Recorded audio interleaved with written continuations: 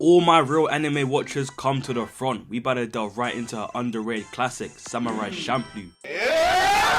From the beautiful soundtrack to the fire, and I mean fire, action scenes, this anime had me in a chokehold like these. I ain't gonna lie, this show was definitely in my phone background for a minute. That's not ridiculous to say that. I suggest y'all tap in. If you haven't, I want to be seen. No, I got spoiled in the comments. You have been warned. Alright, cool. So the scene starts with these freaked out hooligans ruining everyone's day, just being damn annoying. I swear, niggas see chill vibes and instantly gets to plotting. How can I ruin this moment right here? We see one of our main characters, Fu, serving these nasty ass niggas, and I'm sure she...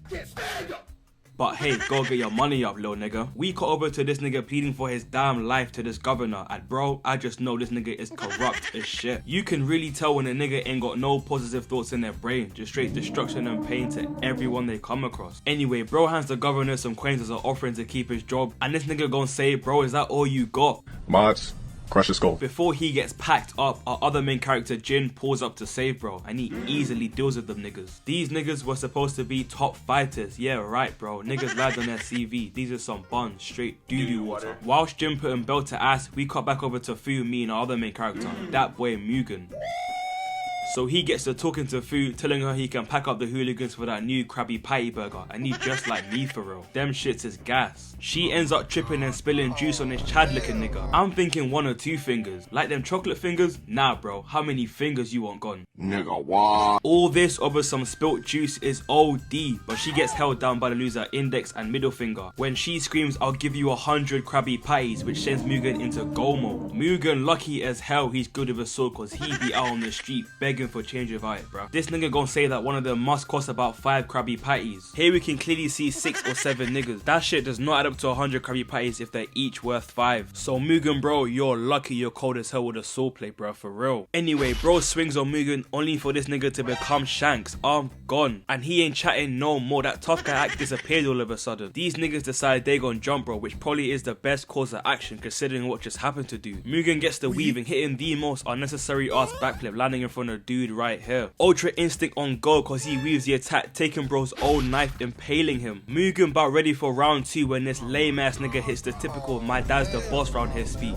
You think Mugen really cares about this shit? You just seen him run the 3v1. What makes you think he ain't got the same energy for your pops? So what does Mugen do? Show Chad over here he's really bout it. Slicing off his top knot and gets to breaking fingers. At that exact moment, guess he walks in nonchalant as hell thinking he's Shikamaru or something. Jin tries to leave cause this scene he walked into looks crazy as fuck, but Mugen's activated ass is just itching for another face, so he runs up on Jin trying to decapitate bro. Jin weaves and counters, but Mugen hits his signature backflip countering this nigga's counter. These niggas get into it some more, fighting all across the tea shop, knocking shit down. Shopkeeper looking at this shit in awe. Bro thought it was gonna be a normal ass day. Jin and Mugen run out at the back, and at the front we see Shanks on some bullshit. Bro decides he gon' switch characters, becoming the Joker. This petty ass nigga just can't hold the L or move on like a man, deciding he gon' burn down the whole shop. You're weird!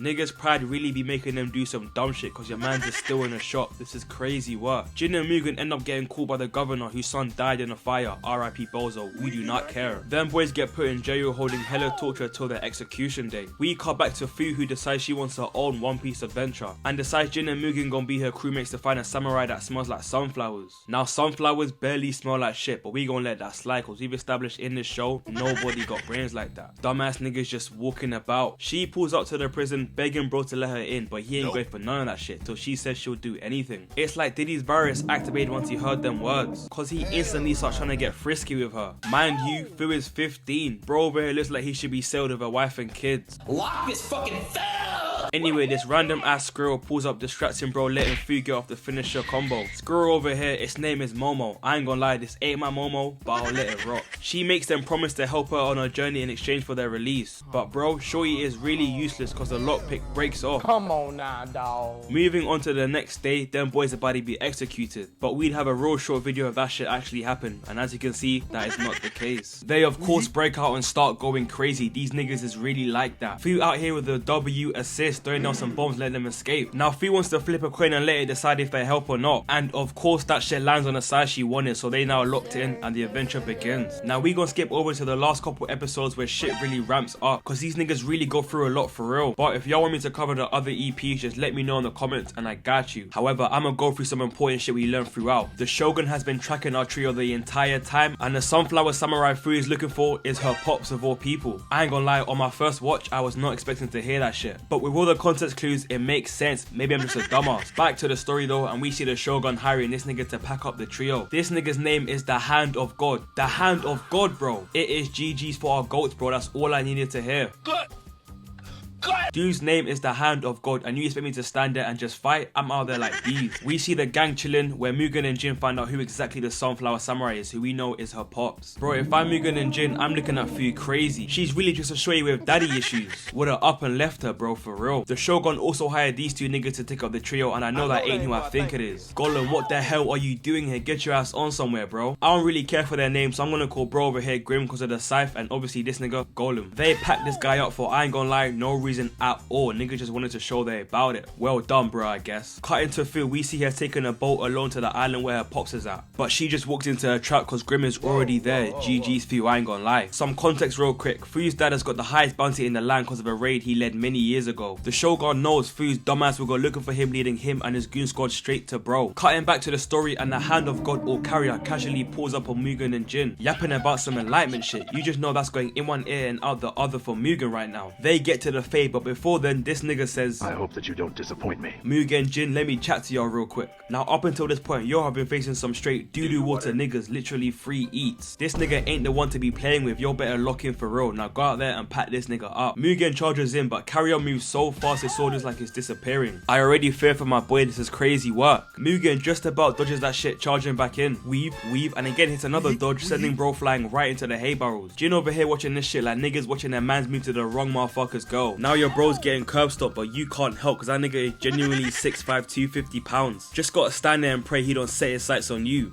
You recording me? Mugen starts dashing them shits at Karaya trying to throw him off, but that shit don't work as he phases through, bro. I'm not even gonna get into that shit, but he sends Mugen into the water. Jin and the Hand of God get to boxing now with this nigga water bending. I've actually seen enough. Just who is this dude for real? They out here showing off chakra control, boxing on the walls, and this nigga just used wind release, so he's the avatar and a ninja? Hell nah. Gollum's creepy ass pulls out talking about they got the girl. I don't even want to begin to think about what's happening to her right now. Shit rhymes with giddy. Mugen leaves on a boat hoping to get to Fu in time, who we see as captured. We see Jin and Carrier going crazy, animation looking crisp as hell. Just peep the aura from in Jin pulls off here, tough as shit. We see them going in for the final clash where unfortunately Jin holds the L. As that's going on, we see Mugen pack up Gollum, good riddance for real. He pulls up to the church ready to run the fade, but this cheap cheating ass nigga tells Mugen to drop the sword or he gon' kill Fu. But this shit leads to Mugen holding an ass whip and getting straight mollywopped. Arm crush and bro gets whacked straight into this column. Straight belt to ass, but Mugen got a trick up his sleeve, throwing his hidden knife allowing him to get his sword. Now Mugen gets inducted into Weave Nation. Just peep the maneuvers he's hitting right now. He's just running around aimlessly, which is what someone with a pea brain would think. He's making Grim weaken the church's foundation, causing that shit to collapse on both of them. They get to boxing on the beach, with Mugen throwing his sword, hitting bro with his WWE ass move, making his chain scythe wrap around it. And then Mugen makes that shit come back, putting an end to Grim for good. You and I both are thinking the fight is done, but you're not gonna believe this shit. Bro in the wheelchair, he's Grim's and Gollum's brother, sneaks Mugen with a gun. Like you actually cannot believe this shit. He's got a Glock 40 in his fucking wheelchair. What kind of bullshit is that? We've just seen Mugen go through hell. There's no way it plays out like this. Flag on the fucking play, bro, for real. We cut over to Fu finally seeing her pops, who's already ill on his deathbed. That shit gets real emotional, but oh no, the Hand of God pulls up ready to ruin the vibes, bro. Packing up Fu's pops right in front of her. Damn, I'm so sorry to see that shorty for real. He would have died a peaceful death if you hadn't pulled up on him. I'm just saying, don't shoot me like Mugen. He ain't even done. Bro had orders to pack up the whole family, knocking out this old dude that begins to chase Fu. But guess who strolls in and hold on? I know that ain't who I think it is. Ichigo, bro, what the fuck are you doing here? Get your ass on somewhere. Jin's ready to run the fade, but this time he got a finishing move, which he learned from his old dojo. However, that shit leaves him wide open for an attack to get it off, so it's basically a last resort. They get to boxing, hella weaves and shit, and Jin lets Carrier stab him, but he pulls the move off, packing up the Hand of God finally. Good fucking shit, Jin, we love to see it. We come back to Mugen being exploded, but I guess bro called himself an hacky because we see that nigga is okay apparently. They rest up and the three of them end up going their separate ways, putting an end to this beautiful ass story, bro, for real. All in all, that was a fantastic showing of friendship and hands. My nigga, the amount of phase one in this anime is crazy. As I said before, if you want me to go back and cover the in-between part, just let me know and I got y'all for real. On a more serious note, back in my younger days, this anime had me locked in. Music, animation, dialogue, every part was just genuinely peak. I hope y'all enjoyed it as much as I did. Thank y'all for watching. Please like, comment and subscribe, and I'll see y'all in the next vid.